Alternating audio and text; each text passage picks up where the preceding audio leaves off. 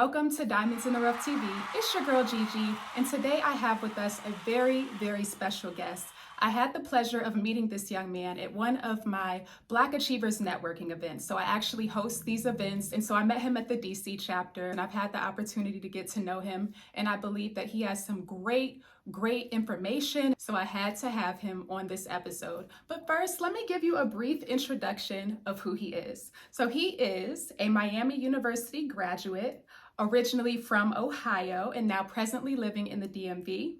He has a degree in engineering. He works in the fintech space. He's an innovator, creator, and he also does product management. Let's go ahead and welcome Devante Johnson. Welcome. Thanks for having me.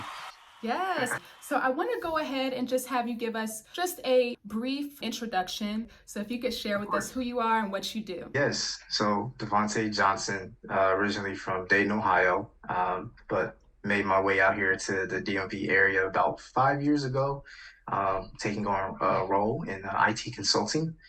Just a little bit of background on me. I've always kind of been a problem solver and a pretty innovative thinker, right? Just looking at how things work and then trying to figure out how can you like improve upon it. So that's kind of been like the basis of just my personality, but also the basis of even my career journey. So got started early on through actually my grandfather was the first inspiration in regards to me going into my career. He was actually someone who taught himself a lot of computers, how to fix things, right? But he was an old school, silent generation man, raised in the deep South, early 1930s, 40s, really made his way around that great migration to the North, really just to find work for, the support family, working in the steel mills. He was still just a brilliant mind and taught himself a lot of things around engineering that he didn't necessarily go into actual practice for schooling for, but he actually practiced it in his day to day. Come to find out, though, years later, I did find out he actually could have went the school route, and he actually has some amazing opportunities at some really top schools. And I'm just kind of blown away, just that time period for him to be one of a few. To be able to do something in that space is truly amazing. So I definitely attribute that to just kind of my groundingness, of grandparents and older folks who, kind of played a huge role in my upbringing, to play the role that I've moved towards today. So that's just kind of a little basic background, is how my foundational start got. But, I like to say I'm a person who's always focused on solving complex problems through innovative solutions. I found my niche in product management, just the idea of what product is. And it's something that's relatable to just everyday life for people, right? Understanding the things we do, the things we use, really how does it impact our lives, right? And that's kind of what played and attracted me into my career that I'm in today.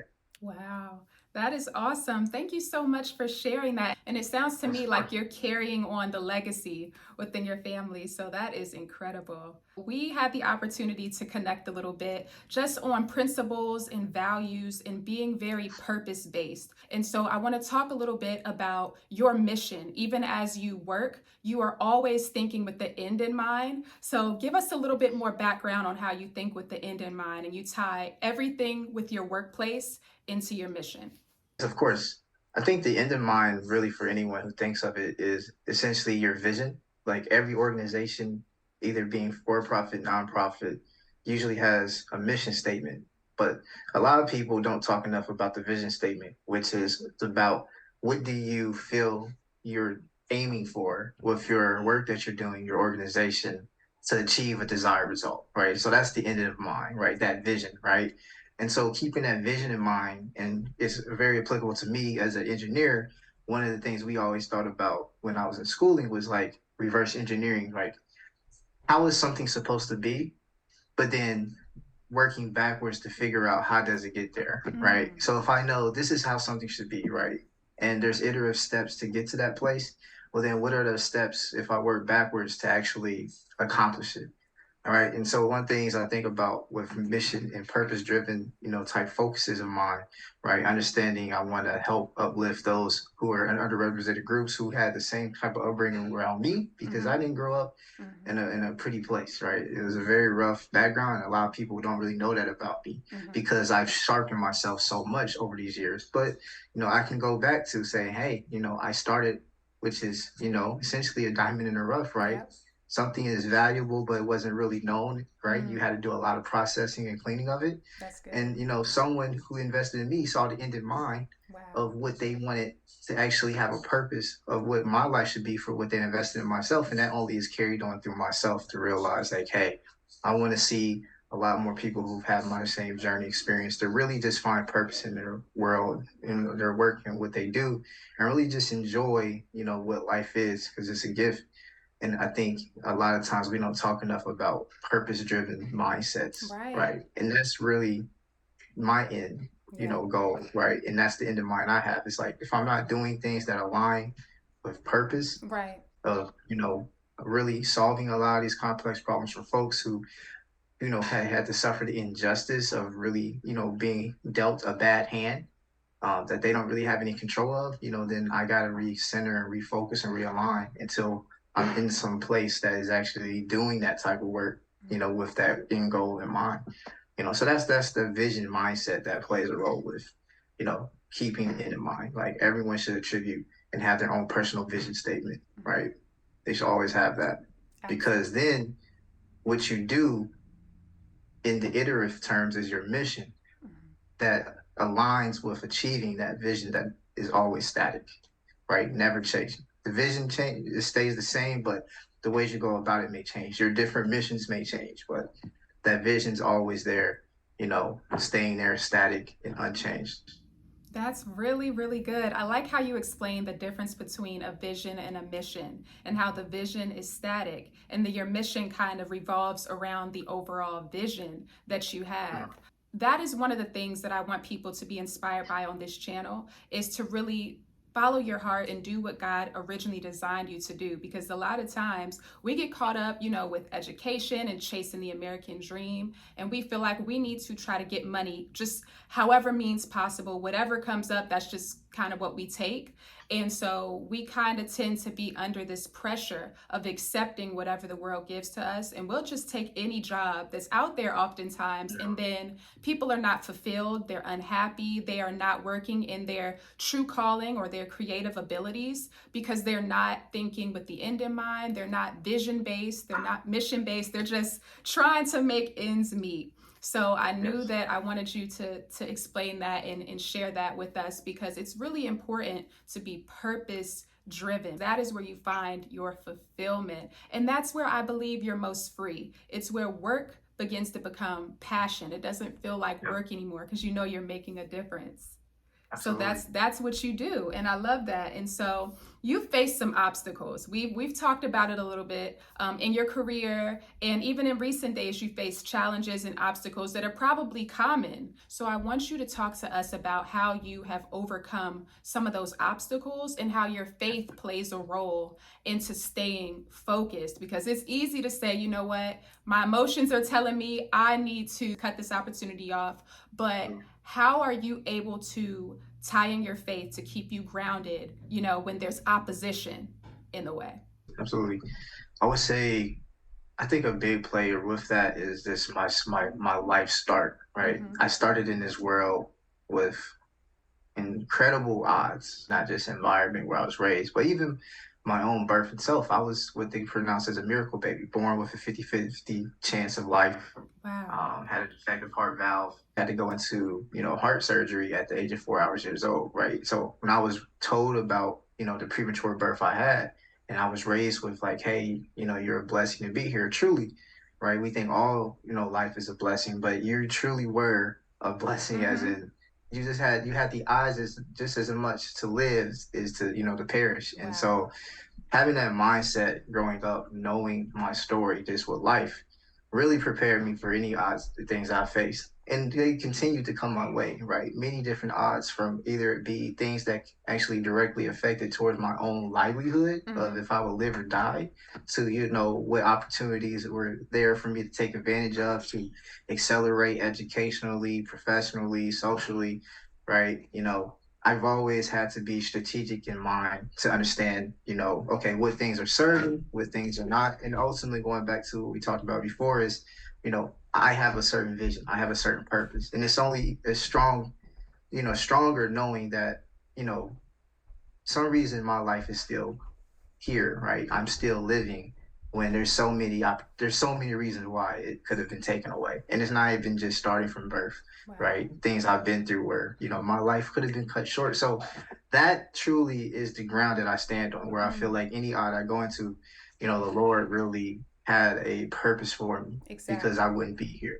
Because there's Wow. too many times that I could have been taken away. Mm, So anything that I deal now with, it's so, in comparison to what I've been through, it's minuscule, right? wow. These are just the simple challenges that maybe people might take to heart sometimes, right? Like, wow, I didn't get that promotion. Oh, someone spited me with this. Someone's not really supporting me in this way, right?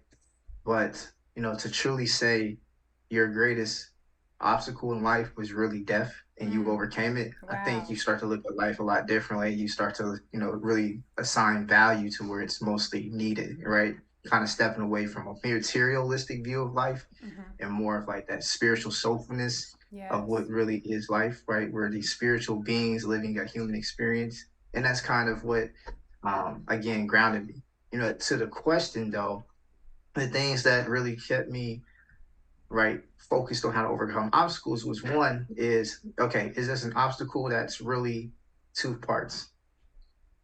If it's an obstacle that I need to hurdle over to get to an end goal result that's going to only elevate myself, or is it truly really a roadblock or a dead end that has no purpose at the end and Mm-hmm. I need to navigate? That's kind of how I've always seen stuff. And so you have to be very diligent. And that goes back to the strategic mindset I have, Mm-hmm. where, okay, certain things aren't serving me. That's a dead end. There's no reason to put as much time and effort towards that, because I Right. only have a little bit of time left. That's my greatest commodity. That's the most valuable thing ever, is Yes. your time, Mm-hmm. because we don't ever get that back. So I need to attribute that to something that, hey, there's going to be obstacles in the way, but I have a reason. I have a purpose, right? I'm on a mission and the vision is clear, right? How am I getting there? And I might need to hurdle over a few things to do so. You want to be calculated and you want to be able to understand the risk it takes to do certain things versus the reward.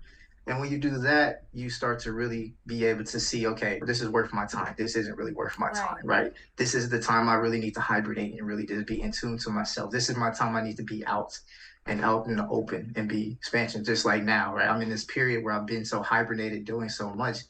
But I know that I think a part of my journey now with some of the things I've overcome recently is to do things like this, is to share that with people, Right. because people need to see that representation of a face that seems familiar in Yes. certain environments, of saying, dang, this person is able to achieve, but Yes. I actually hear the real words from my mouth to say it's not as easy as it seems to be, these days that people highlight. Yes. Things that are great don't come easy. It's a lot of work, a lot of sacrifice, Yeah. and that's kind of the ways I go about those things, is understanding what type of things are obstacles and what types of things are roadblocks or dead ends, right? That's Mm. truly a great way for anyone to really understand, how do they align what their time is going to be invested into, again, to serve their purpose. Wow. That was beautifully said. So, I want to ask you, because you are a very principled person. I've had the opportunity to talk to you, Yep. and you're in your Long term. 20s. And so, to be a young man that is just so grounded and so focused, everything that you do is purposeful. And so, there are a lot of temptations out there. And it's easy for Yep. you to say, you know what? I just want to be young and free and live life. How do you keep Yep. yourself focus just for other young men who may be experiencing those types of temptations to step outside of their purpose and their vision? I think the biggest thing is when you, and I think we talked about this before, is that maybe some people don't always know their why, right? Mm-hmm. And luckily for me, I was able to have that answer at an early age, right? Mm-hmm. Being raised by older people, seeing the life that they lived. And I've always had like that idea of paying it forward because I saw so much sacrifice done, paid it to me, right? Right. And I think about my grandparents. So I do realize I had even though there's so many struggles and things I've been through, right? A lot of things that people couldn't even imagine. I think the one thing that a lot of people might not get these days is really that, holistic, right, understanding of what it is, to be purposeful and principled in what you Yes. do. We always get caught up in terms of titles and what we have, Right. but then the journeys a lot of people are, forefathers, foremothers went through to appreciate the things that we have today. And I had that at an early age, and that's really what helps me keep focus is to like, God rest her soul, my grandmother, right? She was always big on, you know, make me proud beyond just, what you think is great and achievement. I want to see that even in your worst, you always keep yourself at your best, right? And I think it's easy to say, oh, I did this, I accomplished that, I'm making me people proud. But the reality is, can you look in the mirror and be proud of who you are and how did you achieve those things? Because that's not enough talked about, right? You can easily sell your soul, for gold. Or could you really stoop down and be when things are low, but know that you're principled and know that you're in God's word and you're true at heart, right? And being, essentially humble. That was a huge one for me. Humility. I'm not a person who wants to try to boast, right? But at the same time, there's a reality that you're human and you can mess up, right? And I'm not the one to say I'm perfect, but it's, I make sure that for any person, young men, even women, right, is don't allow things that, may be what you see as a failure to keep you down. Don't allow for, temptation to, overcome you, right? Right. If things happen, look, realize it was something that was a mistake.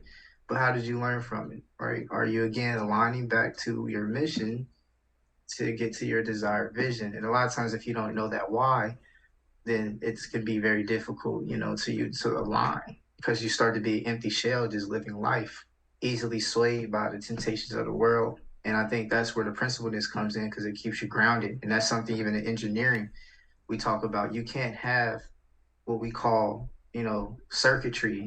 You can't turn on a light. You can't have the circuits of things work. If you're not grounded, essentially, you will not produce light. You will not produce energy. And that was a mindset I had with engineering that translated to life is that you always got to be grounded for you to do what you need to achieve.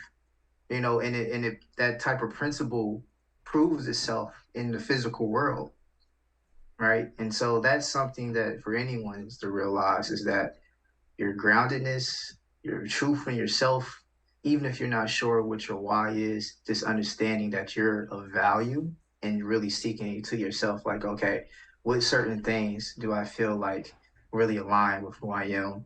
And what could I do with this to actually have a positive yield in the greater world that I live in? Very well said. Thank you so much. And one thing that I really want to point out that you mentioned was paying it forward. I think that it really helps when you have a mindset of generational impact because when you're focused on how you can impact the generations, you're always thinking, okay, who's watching because I want to be a light and a representation for them. How am I going to leave an impact on them? What is my presence going to do for someone else to help them to be encouraged, to point them in the right direction? And so that's what your lifestyle is all about. And I'm the same way. I'm always very focused on what my impact can do for someone else. And that's why I'm so focused on giving back to youth and millennials, because I recognize that we need more examples, more representation of, people who are kind of like standing in the gap in a sense, but Yeah. focused on that impact and purpose and how we're going to leave a legacy. So I love that she pointed that out as well. And you also mentioned that your upbringing had a major role in, the principles and the type of man that you are now. And so for someone who maybe didn't grow up with that type of upbringing. Maybe they didn't have structure, or maybe they Mhm. didn't have a lot of guidance. I would say for them, it's really important to try to start building high value relationships. And that's something that I want to offer through Diamonds in the Rough as well. For people to come to me who have a vision in mind or business idea, maybe they're a creator, athlete, whatever they may be, I want to be Yeah. able to connect them to high value people. And so I already do, the networking events that I host, and I get to meet people from all over the US. But my goal is to take what I know and the people that I meet and connect them, plug them in to help diamonds in the rough, to help people who otherwise wouldn't have a chance, otherwise wouldn't be seen. Even if you didn't grow up with the values that me and Devante may have grown up with, you can still learn to surround yourself by high value people, and you are who you hang around. So it's all about, Absolutely. yeah, it's all about what you're taking in, who you're around. It's not even so much what you know, it's who you know. And so that's Yeah. why I want to be able to provide that for young people, because oftentimes they don't know how to network. They don't know who to connect with. They may not even have the access to the opportunities. So I really appreciate that you mentioned too, just having like minded people around you, as well as being purpose minded. So thank you so much. Absolutely. Yes, of course. Yes. So now I'm going to switch a little bit into technology, because I know that you are a fintech expert. And so I want you to share with us a little bit more about what you do in the fintech space. And then Yeah. we're going to talk a little bit about AI as well, because I know that for me, I am learning how AI can be used to benefit me in business. But at first, I was one of those more so like conservative people about AI, where I was like, no, thank you. I'm not letting the robots take over. I'm not interested. But you helped break it down to me so that I could understand how I can use AI to serve me instead of letting it, just take over. So I want you to talk about how we can Yeah, benefit of from course. that. Yes, of course. Well, I would say to the first part about fintech. So, fintech is financial technology. If you think of finance, anything around banking, um, and there's other areas as well, investments, insurances, financial services. Many of those things wrap up into what is fintech, because essentially every business that's doing very well these days, any large business is a tech business. And it's very essential to how we, what they call, enable your service or your product. And so in the fintech space, I've been working in the capital markets for well over 5 years. Um, Financial services that ties into it for well over a decade. And mainly in those markets, I focus on what they call mortgage-backed securities, right? Or mortgages, right? That people think about for their house. So, I've been tied into real estate for quite some time, well over a decade. Even during my college years, I got it started because it was a way to help support myself in terms of billing and living. But at the same time, I was able to build skills and learn the industry. And then I was able to take what my actual skill sets were and things around my degree, and then actually go into the field and really just kind of support within that industry and learn a lot more. So I was kind of full time with real estate brokerage with my uncle, who actually was a long time big real estate professional, one of the first African American mortgage brokers in the country. He has the proof, first millionaire in our family. He used to own a whole bunch of different properties. I remember, he had a little mansion out in Cincinnati, Ohio, that many times I've been to when I was little, right? And so I've always had that vision in mind, like, okay, in terms of lifestyle and someone doing something great who came from small town in Ohio in a rough environment, he's overachieved the odds. So it made sense for me to like kind of be under his guidance for a little bit. And that's when I really got involved in commercial real estate finance. Really it looks like to work with rehabbers, renovators, developers, right? Large institutional banks started making connections with some big names in that space. But these were all people who were fintech that I realized, wow, there's an actual avenue that I can actually full time work in, and really just soak in as much information as possible in terms of how the world works around finance. That was always intriguing because I look at money, the monetary system is the veins in this world in terms of how things move. It is what pumps blood and feeds the body of our economy.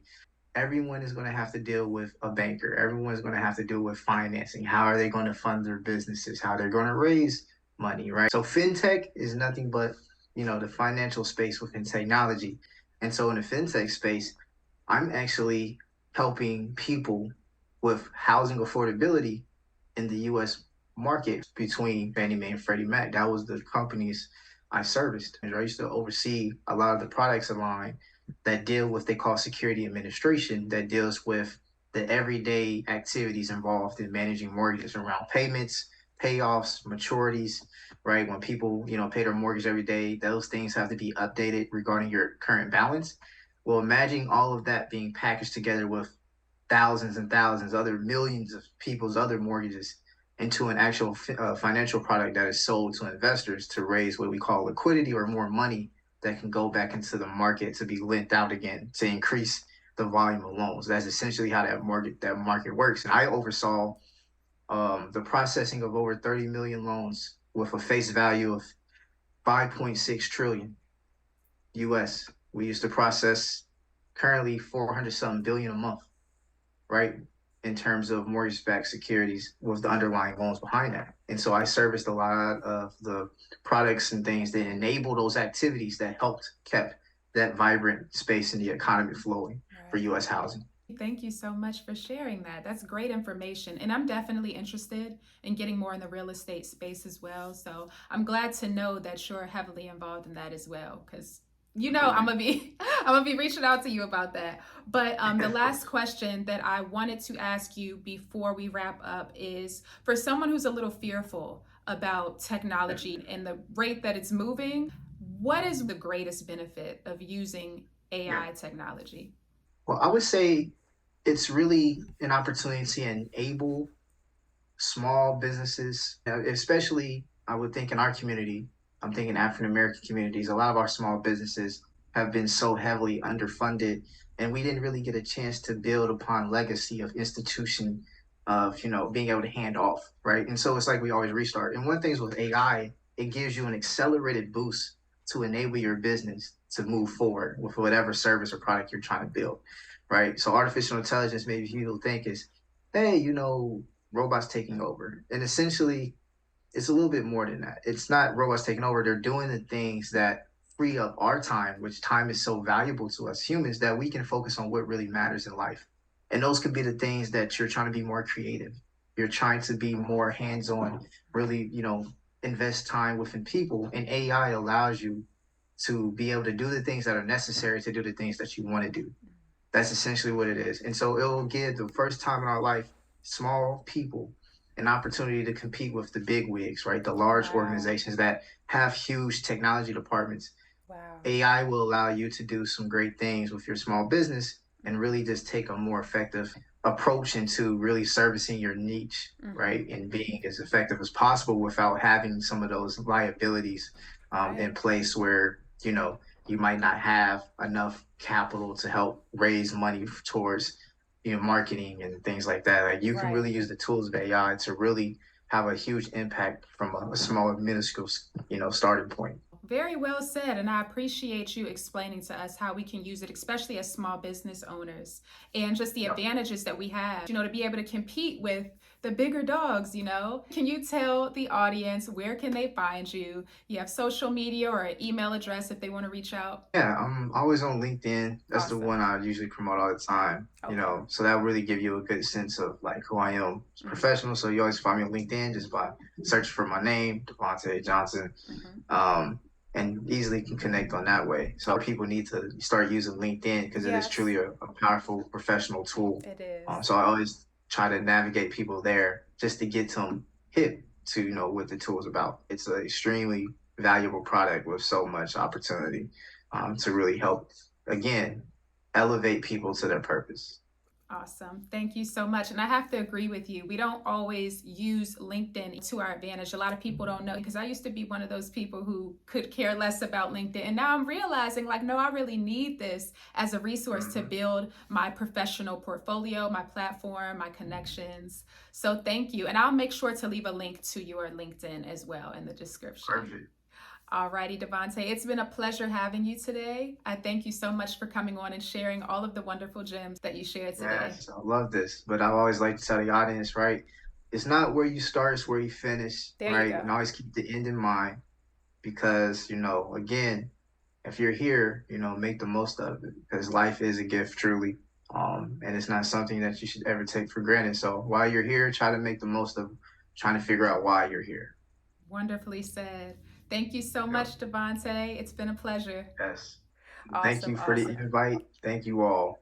All right, you all, thank you so much for sticking around for today's episode. If you enjoy this type of content, make sure to hit that like button down below and subscribe, and stay tuned for future episodes coming weekly as well. I'll see you all next time.